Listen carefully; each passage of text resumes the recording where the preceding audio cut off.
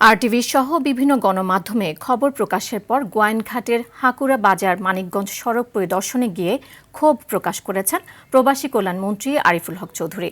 সংস্কার কাজে নিম্নমান দেখে অসন্তোষ জানিয়ে তিনি 3 দিন সড়কটিতে যান চলাচল বন্ধ রেখে ড্রেনেজ ব্যবস্থা সহ টেকসই পুনর্নির্মাণের নির্দেশ দেন।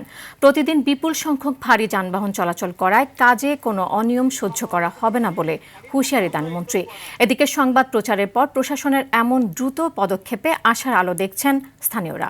ভোগান্তি নিরসনে মানসম্মত সড়ক নির্মাণের দাবি তাদের। আপনারা তো নিজেই দেখছেন, এই রাস্তা 10 ফুটি রাস্তা।